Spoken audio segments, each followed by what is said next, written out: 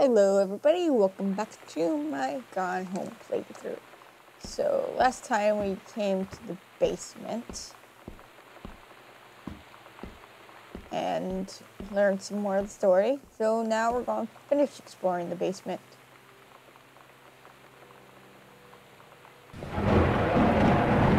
Or rather, passages down here. Costumes, skeletons, and devils. Cheerleaders from Smells Like Teen Spirit video.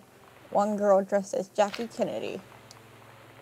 Cool stuff about being a Psycho Girl house. Cool thing number one. Everybody in the hall thinking you don't know they're looking at you and whispering as you walk past because I guess they haven't heard of peripheral hearing. That's a lie to mom and dad's situation, but it was so worth it. The girls on stage were just so loud and real and awesome. Everybody was moving together like one huge kite of sand. No, there are no, I'd hate to break it to you, Sam, but there are no lie to mom and dad moments. No. Not how you do it. Gotta be honest. I don't get Lonnie sometimes. Like, her band, and our zine, and her hair, and everything are all anti-authority. But I watch her in JROTC, and she's doing drills in perfect formation, following orders, no question. And there's all this stuff in the news about don't ask, don't tell. Like, she's going to join the army and then have to lie about who she is. She said they don't need to know what they don't need to know. Like it was no big deal. This from the girl who trashed her locker to, like, defend my honor. I've learned when to stop arguing, though. I don't think Lonnie even gets Lonnie sometimes.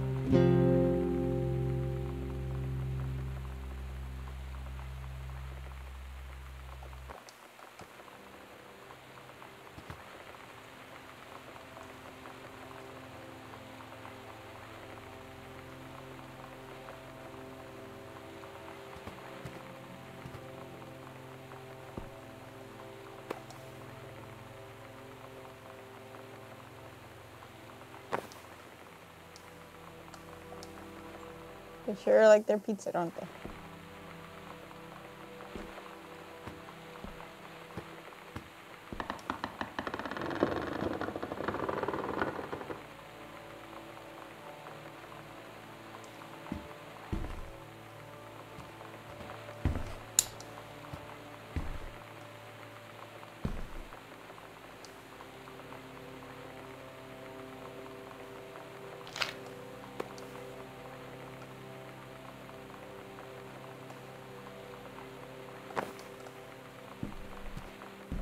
There's gotta be some more light here somewhere. Aha. Where am I anyway? Ah. I am on this side now.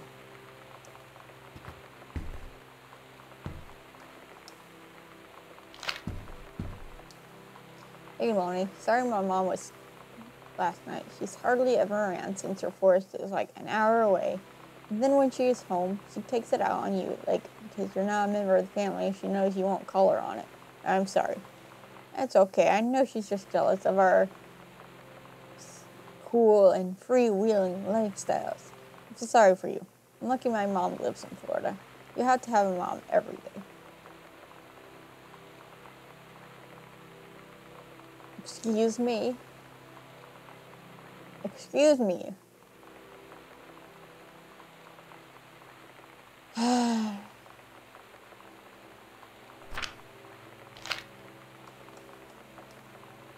I mean, a mom is a good thing, thank you. Katie, you know how mom and dad are. Not exactly super open-minded about things. It feels like every minute I don't spend with Lonnie, I spend worrying about them finding out about us. And what would happen if they did? You know Dad's joke about the nunnery that he'd tell whenever he brought boys around the old house? I wonder where he'd want to send me.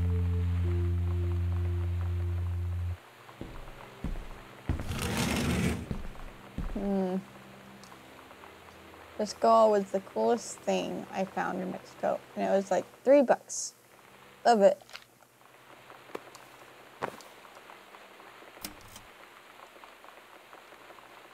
It's the only thing in there?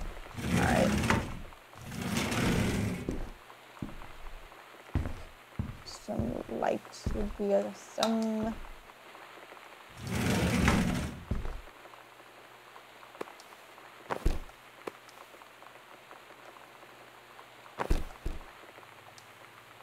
I got 2 tickets. One says she doesn't want to go. So that leaves me with an extra ticket. Okay. Good day.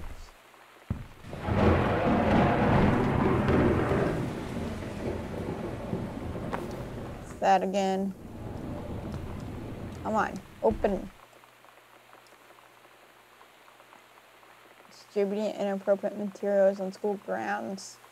One called student parents out of school suspension. And she refused to hear us out this afternoon. Your mother and I are putting this in writing so that we are absolutely clear. You are grounded for the rest of the month from social and telephone privileges and from using your car for anything except going to and from school. I understand that what you're going through, but we can't allow you to continue with this kind of behavior at school. Clearly, one of your privileges are being reinstated. Once your privileges are reinstated, we can't allow you to have your bedroom door closed while Lonnie is at the house. This is the last word on the matter. Get back on course so this won't have to happen again. I had an interesting talk with Mom and Dad tonight. One you were never gonna need to have. I mean, you've known, right? I've known. I've known since, like, She-Ra. Mom and Dad didn't, I guess. But they saw the zine and the stuff on the locker, and they were like, is there something we should know about you and Lonnie? And so here's the thing. I was prepared for them to be mad, or disappointed, or start crying, or something. But they were just in denial. You're too young to know what you want. You and Lonnie are just good friends. You just haven't met the right boy. It's a phase. That's what I didn't see coming. That they wouldn't even respect me enough to believe me. Well, joke's on them, because they're in for one very long phase.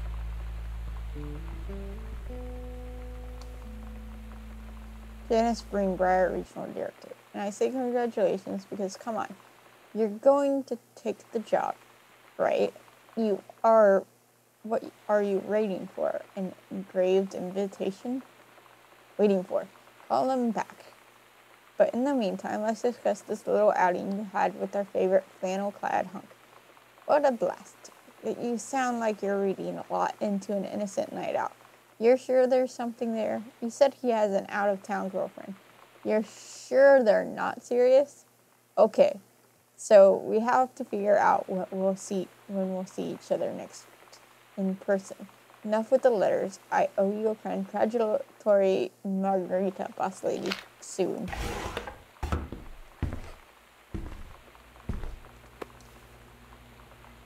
Don't give up on this, honey.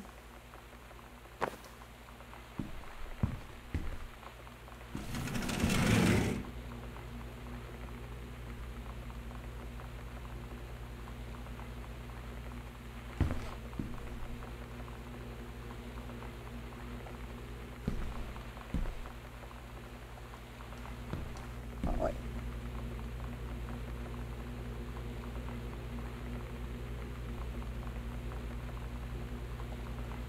Okay. That's...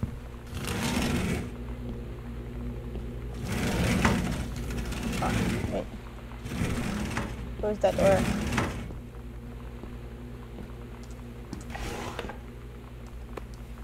I'm not even gonna bother with cassette tapes because I keep turning them off anyway. Alright.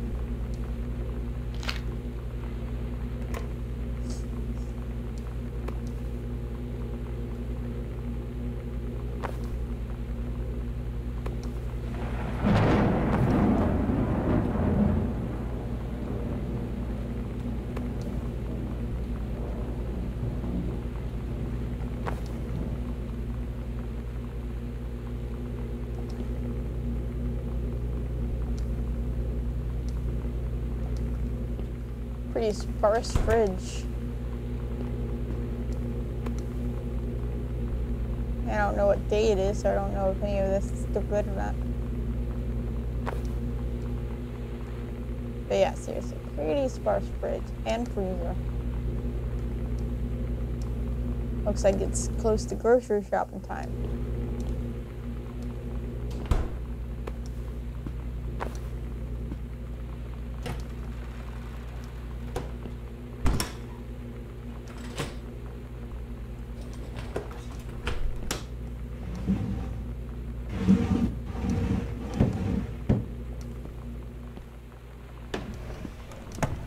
Everything is empty.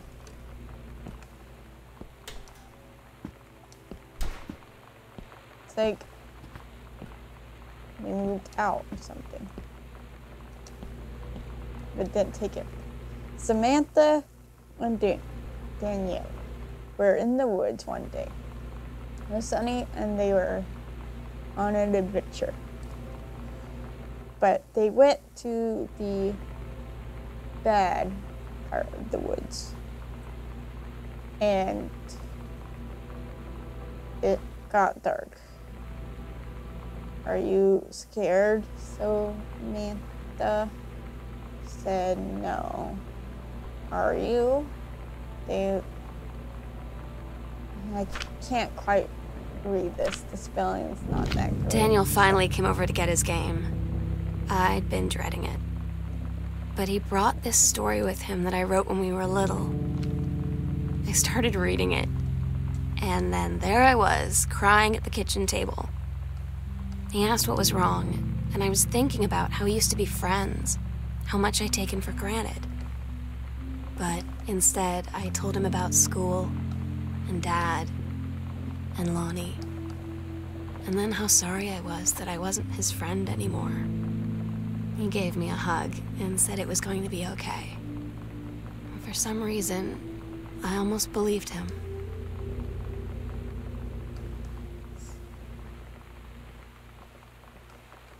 Why is that for some reason?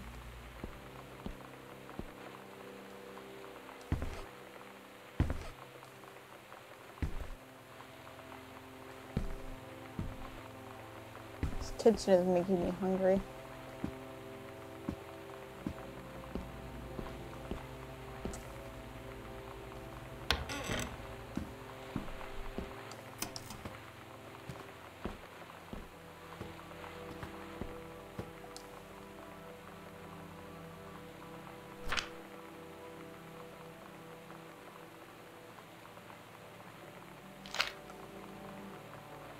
We're asking permission to reprint something.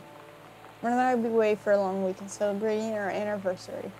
We will be camping in the gorge, but we will give you a call on the way home. Sorry, the kitchen is still mid-renovation. Never trust a contractor. $40 is on the table to order pizza while we're gone. Be good. I didn't see $40.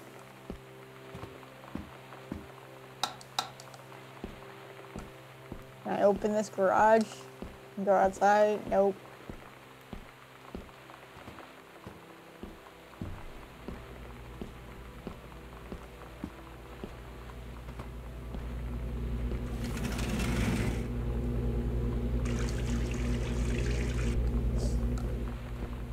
All right.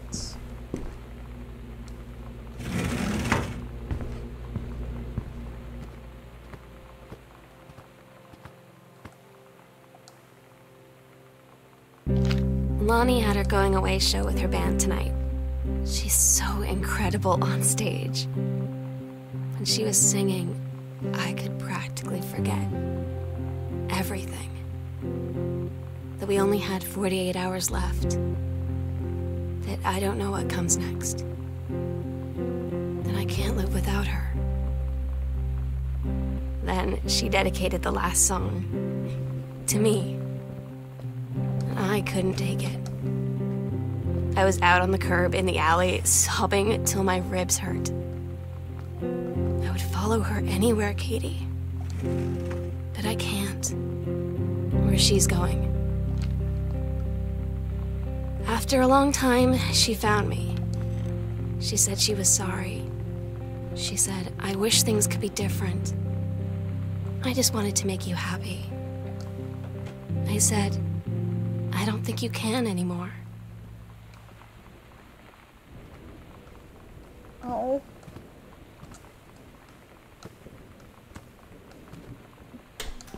But is she saying she gave up on the relationship because she went off to the army? That's kind of not a good reason to end it off. Wish I knew how to explain it better. The army is this thing I grew up with. It's part of me. My dad's army's friends are like family. I've always known it was where I'd end up. I never thought of it any other way. I wish things could be different. Maybe someday when I'm settled at a base and you're done with college and you're a famous writer and I can rebuild a tank engine with my eyes closed, things will be different and we can be together. Until then. But you don't have to give up on the relationships. You act like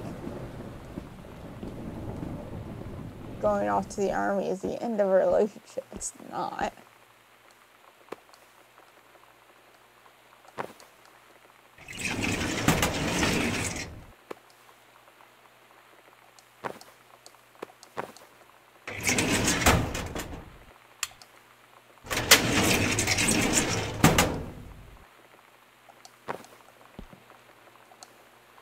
Can't tell you what a joy it is to see John Russell back in print.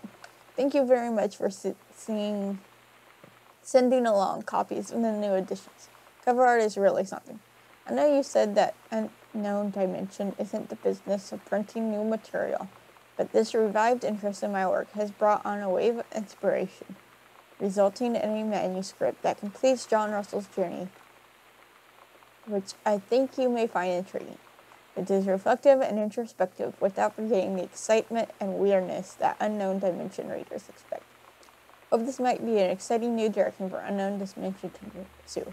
At the very least, I am grateful that John Russell's adventures didn't come to an end quite when I thought they had. It's been almost 20 years since John Russell heard the call. Twice he saved the president's life.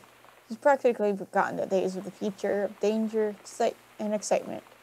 The days where he mattered. So when that familiar rip in time opens in front of him, and his handlers peer out, he doesn't hesitate. Is the president in danger? No. The life you said this time would be your own.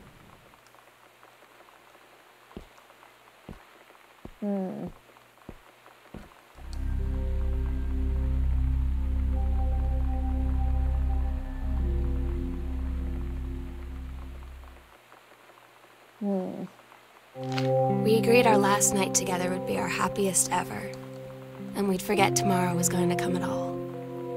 It worked for a while. We had a good time seeing Oscar off, then ran up to the attic to look through our photos, to find one for Lonnie to take with her. And looking at them, I realized they were all in the past, and there wouldn't be any more. And I didn't know what I was going to do. And I cried. And she held me. She said she knew it was hard, but life would move on. I said I didn't want my life to keep moving without her. That's when she cried too. I was so exhausted. I must have fallen asleep like that, in her arms.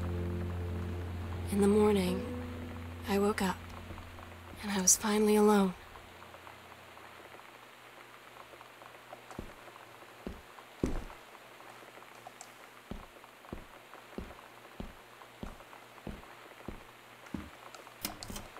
Never came through here.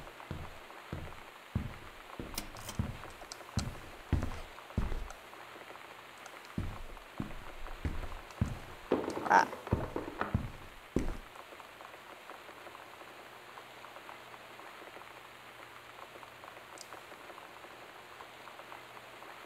Did I get that one? Yes, I did.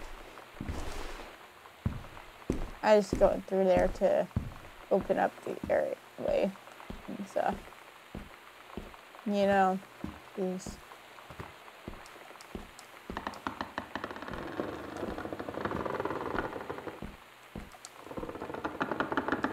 Why aren't you opening? There we go. Okay, I needed to go.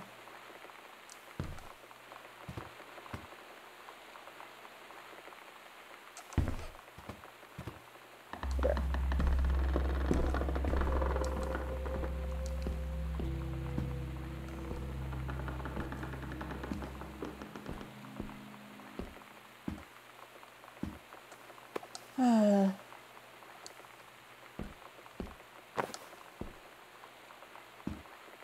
Add a key. The sunset light in this house is the saddest thing I've ever seen. I just want to sleep. When I'm in the attic, it almost feels like Lonnie could still be here. She's just downstairs. I'm just waiting to hear her pull down the hatch and come running up. Maybe I'll go up to the attic and wait.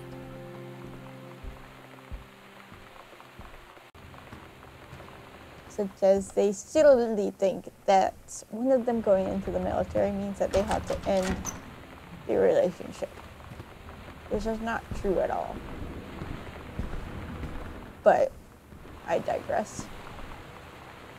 So now we're in the attic. It's like she's up here a lot. Noise from.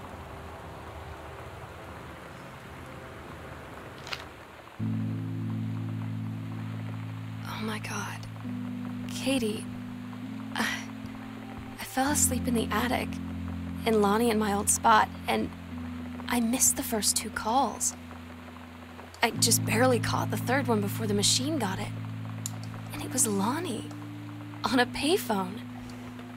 She'd been on the bus to basic, and she said she couldn't think of anything but me and us, and that she couldn't go through with it, with the army and being a part and all of it. And so she got off the bus in Salem. She said, "Sam, I want you to pack up everything you can and get in your car and come find me. And let's just drive until we find somewhere for us." And she asked me if I could do that. And I said yes. Yes.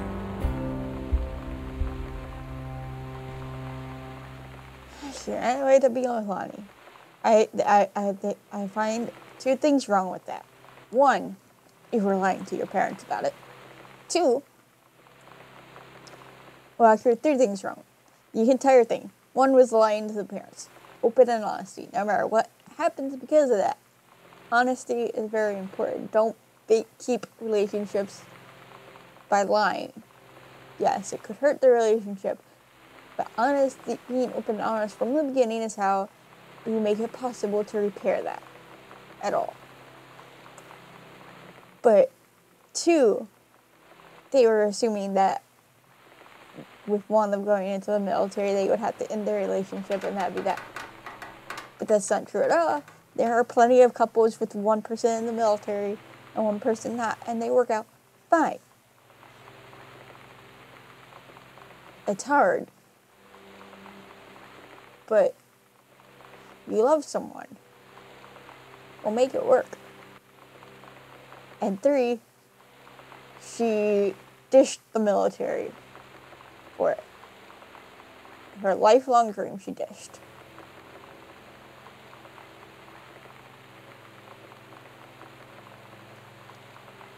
She's going to look back one day and regret that. She may not regret the relationship. But she might regret giving up her dream. Because she could have done both. Would it have been hard? Yes. But it's impossible.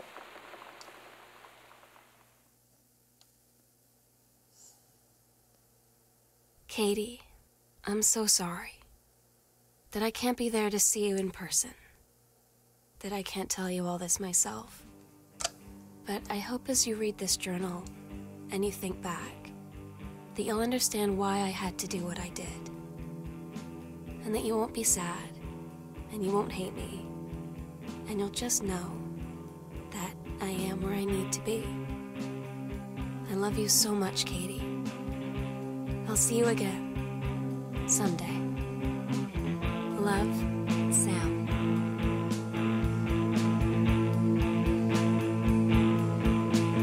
It was a very sweet story, though. It was a very sweet story. I like it.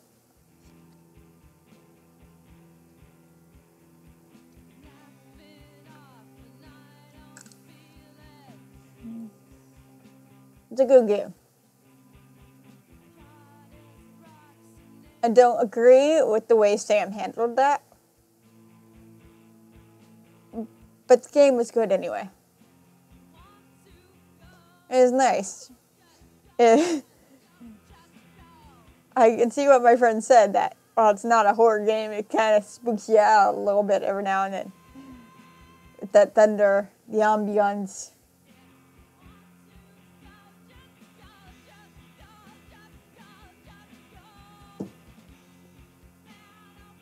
I'm slightly disappointed that there wasn't anything to the ambiance. It was just ambiance.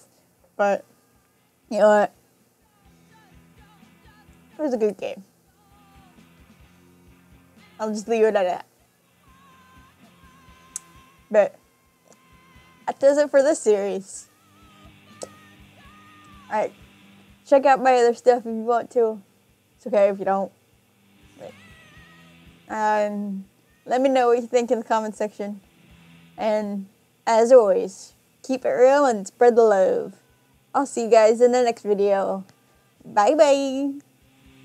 Bye bye.